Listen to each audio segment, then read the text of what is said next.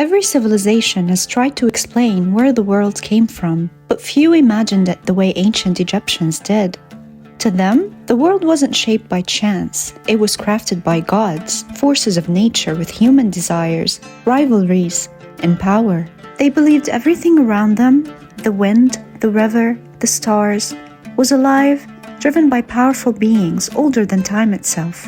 They believed the sun moved because a god pulled it, that death wasn't the end, but a doorway watched over by divine judges, that the Nile flooded, not just from rain, but from a goddess's tears. Their gods shaped the earth, ruled over life and death, and even walked among mortals. They loved, betrayed, created, and destroyed. Not unlike us. This is a story of those gods who built the sky and judged the dead, the ones who still echo through history and mythology. Let's go back to where it all began. In the stillness rose a sacred mound, Binbin, a pyramid-shaped hell that pierced the watery abyss.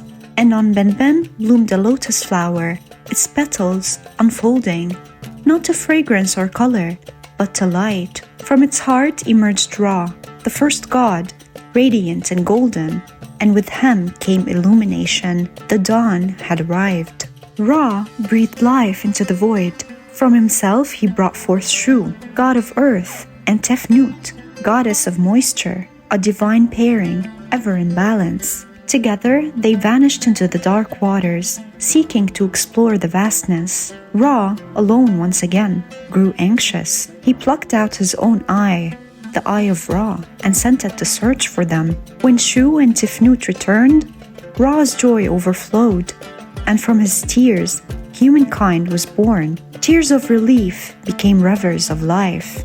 Shu and Tefnut brought Geb, god of the earth, and Nut, goddess of the sky. But their love tangled the heavens and the earth so tightly, Ra had to pry them apart. He lifted Nut above and penned her with the stars, and Geb was pressed below, fertile and still. Thus, the world took shape. Ra, now sovereign over a newborn cosmos, declared himself pharaoh of gods and men. He gifted the Nile, the ox, the lion, sacred signs of life and might. But in his all-seeing wisdom, he foresaw something troubling. From the union of Geb and Nut would rise children powerful enough to shake the throne. Isis, the wise, Osiris, the just, Set, the wild storm, and Nephthys, the shadowed one. Fearing rebellion, Ra forbade their birth. But fate has its own tide, and Nut defied him. Thus, the four were born across 5 forbidden days added to the end of the year. And so began the age of divine drama. Osiris, noble and serene, rose as ruler of the earth. With Isis, his sister and wife, at his side, he brought order to chaos. He taught mankind to farm, bake, and spin flax into linen. He spoke of justice, of law and harmony. Under his rule, the golden age of Egypt blossomed. But no light burns without casting a shadow. And in the desert beyond the riverbanks, his brother Set brooded. Wild, red-haired and jealous, god of storms, sand and chaos, he longed for the throne. And to the flames of envy, betrayal added fuel. Osiris, some say, had fathered a child, Anubis, by Nephthys, Set's wife, who had disguised herself as Isis. Set devised a plan cloaked in celebration. He threw a grand feast and presented a magnificent coffin, carved to fit one man perfectly, a trap in polished wood. Osiris, curious and gracious, stepped inside. Set sealed the lid, nailed it shut, and threw it into the Nile. The god of order was swallowed by the waters. The Nile swelled with Isis's tears. Her grief flooded the land, giving birth to the river's sacred inundation. She searched far and wide with Nephthys, and at last they found the body, but Set was watching. He tore it into 42 pieces and scattered them across the 2 lands. But Isis would not surrender.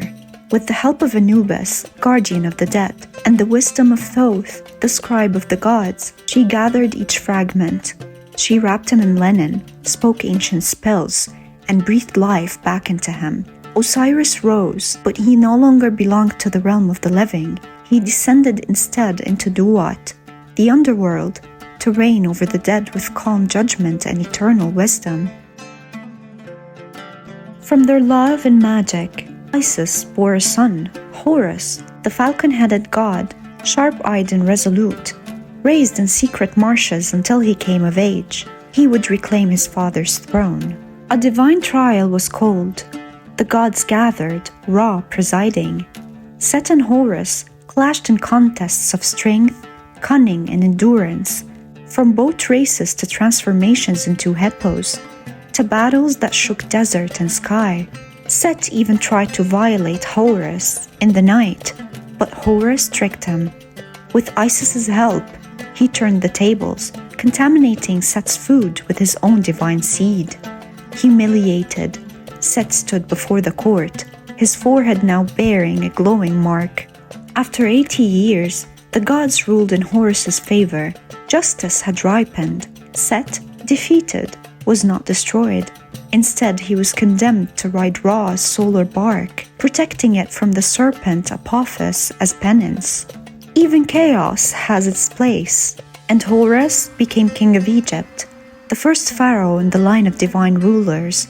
From him, every pharaoh drew the right to reign. But what of Ra, the first light? Time wore even the sun. Old and weary, Ra retreated from the earth, taking to the skies in his golden boat. By day, he sailed across the heavens. By night, he plunged into the underworld, the Duat, crossing 12 gates in 12 hours, guided by gods, haunted by demons. There he visited Osiris, and each night faced the monstrous serpent Apophis, chaos incarnate. Sometimes Apophis swallowed the sun boat, plunging the world into darkness. But Ra always returned, sometimes regurgitated, sometimes triumphant. The cycle repeated, night and day, death and rebirth. And standing at the prow was Set, guardian turned servant, redemption forged through duty. Anubis, jackal-headed and silent, watched it all. Before Osiris, he ruled the dead. Now he led souls to judgment. He held the scale. On one side, the feather of Ma'at, goddess of truth. On the other, the heart of the deceased. If the heart was heavy with sin, it was fed to Amet, the soul devourer. But if it balanced true, Anubis guided the soul to Osiris and into eternity. In contrast to the storm and shadow was Bastet, cat-headed and fierce in silence. Protector of hearth and home, she followed Ra by day on his solar path, but by night she unsheathed her claws, guarding the world from Apophis. Cats, sacred in their image, guarded granaries and temples. To harm one was a crime against the gods. When fire took a home, some said the cat would walk into the blaze and rise again. 9 lives were a whisper of Bastet's power.